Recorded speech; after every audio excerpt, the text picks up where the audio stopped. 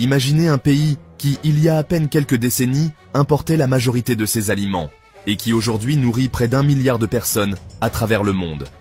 C'est l'histoire extraordinaire du Brésil.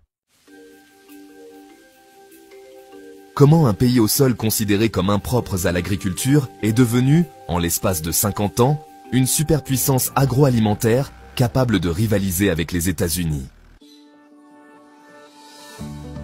Cette métamorphose est si radicale que certains experts l'ont surnommé le miracle du Cerrado.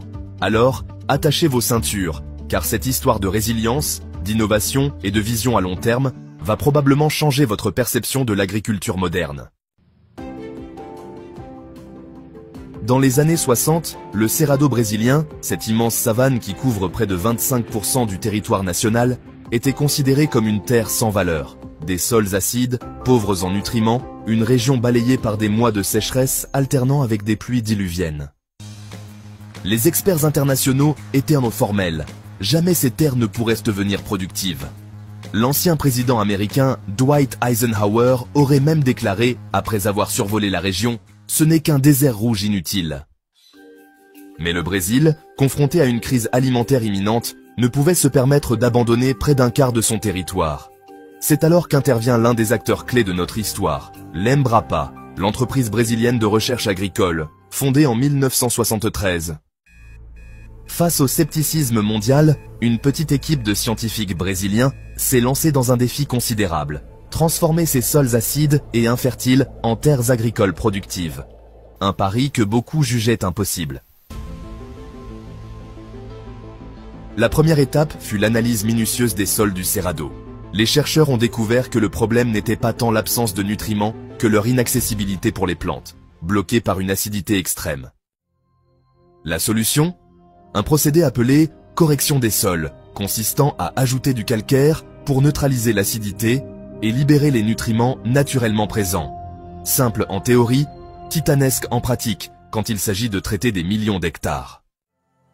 Mais la véritable révolution est venue de la génétique végétale. Les chercheurs de l'Embrapa ont entamé un travail de longue haleine pour adapter les cultures aux conditions extrêmes du Cerrado, plutôt que d'essayer de transformer complètement l'environnement. Prenons l'exemple du soja, aujourd'hui l'une des exportations phares du Brésil. Les variétés traditionnelles, développées pour des latitudes élevées comme aux États-Unis, ne pouvaient pas fleurir correctement près de l'équateur où les jours et les nuits ont des durées similaires toute l'année. Les scientifiques brésiliens ont alors développé de nouvelles variétés tropicalisées, capables de prospérer dans ces conditions. Un travail similaire a été réalisé pour le maïs, le coton et même le blé. L'un des exemples les plus emblématiques de cette transformation est la Fazenda Itamaraty, dans l'état du Mato Grosso. Dans les années 1980, cette exploitation de 50 000 hectares était considérée comme un laboratoire à ciel ouvert des nouvelles techniques agricoles brésiliennes. Sous la direction visionnaire d'Olacir de Moraes, surnommé le roi du soja, cette ferme a mis en œuvre à grande échelle les innovations de l'Embrapa, démontrant leur viabilité économique. En quelques années, des rendements records ont été atteints, prouvant au monde entier que l'agriculture intensive était possible dans le Cerrado. Aujourd'hui, le Mato Grosso est devenu le premier État producteur de soja au Brésil, avec des rendements qui dépassent parfois ceux des régions agricoles les plus productives des États-Unis. Les chiffres parlent d'eux-mêmes.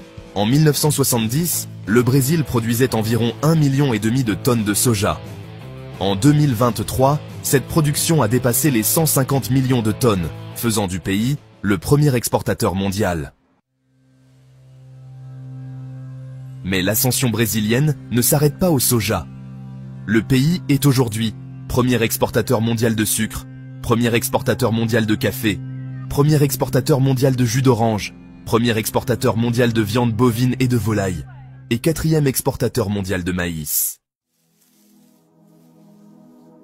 Cette diversification est cruciale. Contrairement à d'autres puissances agricoles qui se sont spécialisées dans quelques cultures, le Brésil a développé un portefeuille agricole complet, le rendant moins vulnérable aux fluctuations des marchés internationaux. L'agriculture brésilienne moderne est à la pointe de la technologie. Prenons l'exemple concret de l'entreprise Solinftec, fondée en 2007 dans l'état de São Paulo. Cette start-up, aujourd'hui valorisée à plus d'1 milliard de dollars, a développé un système d'agriculture de précision qui équipe plus de 16 millions d'hectares au Brésil.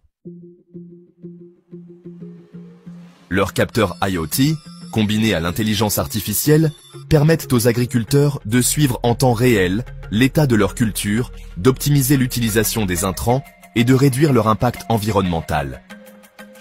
Des drones surveillent l'apparition de maladies des tracteurs autonomes, travaillent un jour et nuit, et des algorithmes prédisent les meilleurs moments pour semer ou récolter.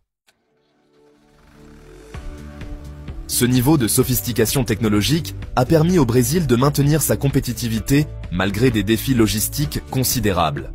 Après tout, exporter des millions de tonnes de grains depuis le centre du continent sud-américain n'est pas une mince affaire. Le transport reste d'ailleurs l'un des principaux défis du modèle agricole brésilien. Acheminer la production depuis les régions centrales comme le Mato Grosso jusqu'aux ports d'exportation comme Santos ou Paranaguá représente un coût considérable. Pour répondre à ce défi, d'immenses projets d'infrastructures ont été développés, comme le corridor nord d'exportation. Cette route alternative permet désormais d'acheminer la production par les ports de l'Amazonie, réduisant considérablement les distances et les coûts.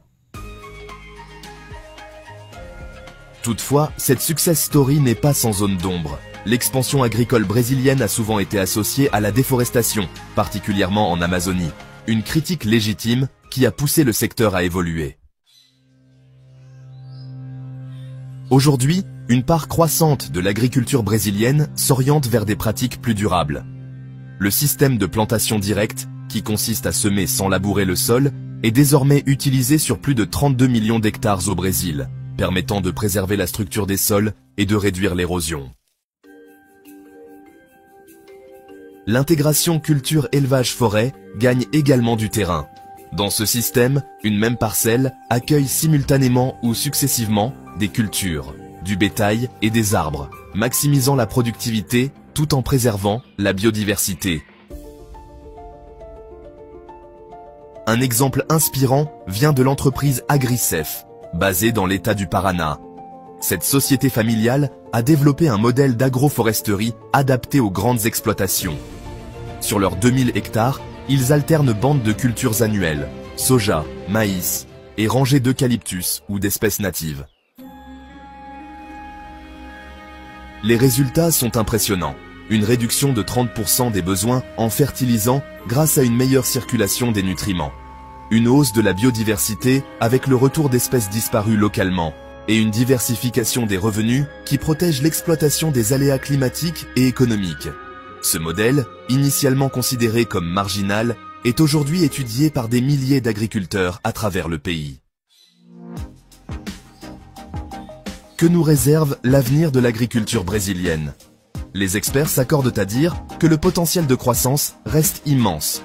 Selon la FAO, le Brésil pourrait encore augmenter sa production alimentaire de 40% sans convertir de nouvelles terres, simplement en améliorant les rendements des zones déjà cultivées et en récupérant les pâturages dégradés.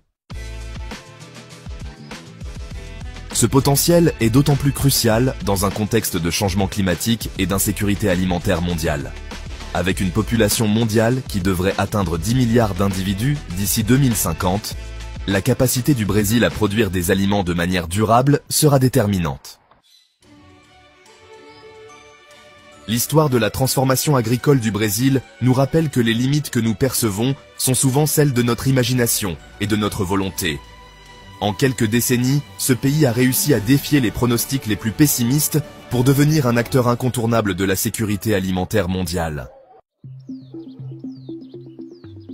Si cette histoire de transformation agricole vous a inspiré, n'hésitez pas à partager cette vidéo avec vos amis passionnés d'agriculture ou simplement curieux des grandes mutations de notre monde.